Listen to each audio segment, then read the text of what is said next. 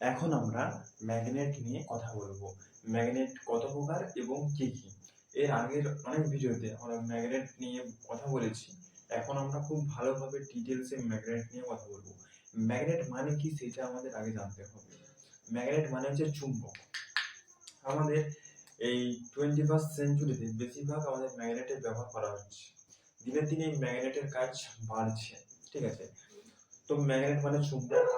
ম্যাগনেটের উৎপত্তি কোথায় হয়েছিল?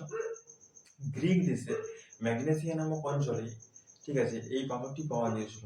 মানে তখন তো জানতো না যে এটা চুম্বক, ঠিক আছে। তো একটা পাথর পাওয়া গিয়েছিল, তো এই পাথরটার মধ্যে মানে কিছু গুণ লক্ষ্য করতে পারা গিয়েছিল, যেটা চুম্বকের ধর্ম বলা হয়। চুম্বকের ধর্ম হচ্ছে দুটি। এক নম্বর হচ্ছে আকর্ষণীয় ধর্ম। চুম্বকের আকর্ষণ ধর্ম আছে বলে চুম্বক লোহা, নিকেল, কোবাল্ট প্রভৃতি ধাতুকে আকর্ষণ করতে পারে। দু নম্বর হচ্ছে দিক নির্দেশক ধর্ম, মানে কোনো চুম্বকের মাঝখানে সুতো দিয়ে বেঁধে ঝুলিয়ে দিলে চুম্বকটি উত্তর দক্ষিণ মুখ করে স্থির হয়ে যায়। চুম্বকের এই ধর্মটিকে দিক নির্দেশক ধর্ম বলে, ঠিক আছে। তো এই চুম্বক বা ম্যাগনেট, ঠিক আছে, কয় প্রকার? দুই প্রকার।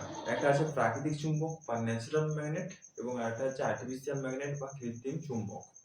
প্রথমে আমরা প্রাকৃতিক চুম্বক বা ন্যাচারাল ম্যাগনেট নিয়ে কথা বলবো। প্রকৃতিতে যেসব চুম্বক পাওয়া যায় তাদের প্রাকৃতিক চুম্বক বলে। এই ধরনের চুম্বককে খনিজ চুম্বকও বলা হয়। গ্রিক দেশের ম্যাগনেসিয়া নামক অঞ্চলে এই ধরনের পাথরটি পাওয়া গিয়েছে। যেহেতু গ্রিক দেশের ম্যাগনেসিয়া নামক অঞ্চলে এই ধরনের পাথরটি পাওয়া গিয়েছে, তাই এদের নাম রাখা হয়েছে ম্যাগনেটাইট, বর্তমানে যেটা আমরা ম্যাগনেট নামে পরিচিত, ঠিক আছে। আমি বললাম যে কি কি গুণ বা চুম্বকের ধর্মগুলি কি কি, দুটি ধর্ম বলেছি। তো এই ধরনের চুম্বকের শক্তি বেশি হয় না, ঠিক আছে। এরা নির্দিষ্ট আকারের হয় না এবং বাজারেও বেশি কিনতে পাওয়া যায় না। বাজারে কিনতে পাওয়া যাবে কি করে? এত শক্তি কম, তাহলে কিনবে কি? তাই এগুলো আমাদের বাজারে বেশি কিনতে পাওয়া যায় না। এই প্রাকৃতিক চুম্বকের উদাহরণগুলি কি? লোডস্টোন, দিগদর্শন, প্রদর্শন, বস্ত্র, এগুলো সবই হচ্ছে আমাদের প্রাকৃতিক চুম্বকের উদাহরণ, ঠিক আছে। প্রাকৃতিক চুম্বকের উদাহরণ। তারপরে যাচ্ছি আমরা আর্টিফিশিয়াল ম্যাগনেট। আর্টিফিশিয়াল ম্যাগনেট কোনগুলো? আর্টিফিশিয়াল ম্যাগনেট হচ্ছে needle magnet, horseshoe magnet, bar magnet, ball ended magnet, এগুলো সবই হচ্ছে আর্টিফিশিয়াল ম্যাগনেট। এগুলো সবই হচ্ছে আমাদের আর্টিফিশিয়াল ম্যাগনেট।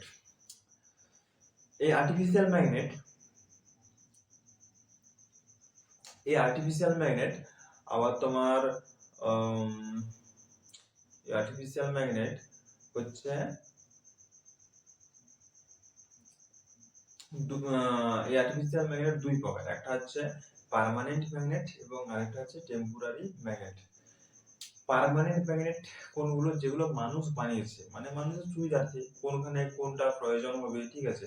এখানে বার আকৃতির প্রয়োজন হবে, না কোনো অশ্বক্র আকৃতির প্রয়োজন হবে, মানে যেখানে যেরকম প্রয়োজন সেখানে সেরকম মানুষ নিজেদের মতো করে বানিয়েছে, সেটাকে বলা হচ্ছে পার্মানেন্ট ম্যাগনেট। পার্মানেন্ট ম্যাগনেটের শক্তি কিন্তু টেম্পোরারি ম্যাগনেটের থেকে অনেক বেশি, ঠিক আছে। এই পার্মানেন্ট ম্যাগনেটের উদাহরণগুলি হলো needle magnet, horseshoe magnet, bar magnet, ball ended magnet, এগুলো সবই হচ্ছে আমাদের পার্মানেন্ট ম্যাগনেটের উদাহরণ। তারপরে হচ্ছে টেম্পোরারি ম্যাগনেট। টেম্পোরারি ম্যাগনেট ও ইলেকট্রোম্যাগনেট, যেটা আমাদের ইলেকট্রিসিটির মাধ্যমে ম্যাগনেটাইজ করা হয়, আবার যখন ইলেকট্রিসিটি বন্ধ করে দেওয়া হয় তখন সেটা ডিম্যাগনেটাইজ হয়ে যায়, তখন তার ম্যাগনেটাইজ প্রপার্টি থাকে না। মানে যখনই আমি সেটাতে কারেন্ট দিচ্ছি তখনই সেটা ম্যাগনেট রূপে কাজ করছে, আবার যখন সেটা কারেন্ট বন্ধ করে দিচ্ছি তখন সেটা ডিম্যাগনেটাইজ হয়ে যাচ্ছে, তখন তার ম্যাগনেটাইজ প্রপার্টি আর থাকছে না।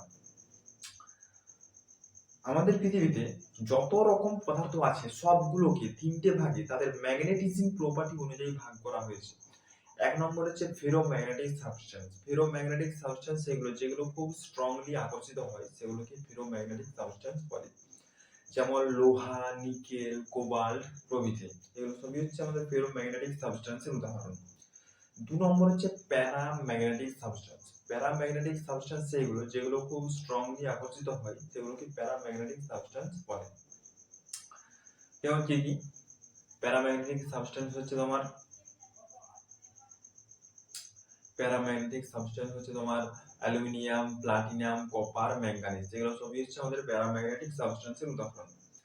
তারপরে আছে ডায়াম্যাগনেটিক সাবস্টেন্স। ডায়াম্যাগনেটিক সাবস্টেন্স হচ্ছে তোমার যেগুলো ধরতে চায় না বা আকর্ষিত করতে চায় না, সেগুলোকে আমাদের ডায়াম্যাগনেটিক সাবস্টেন্স বলে। যেমন কি কি? যেমন হচ্ছে তোমার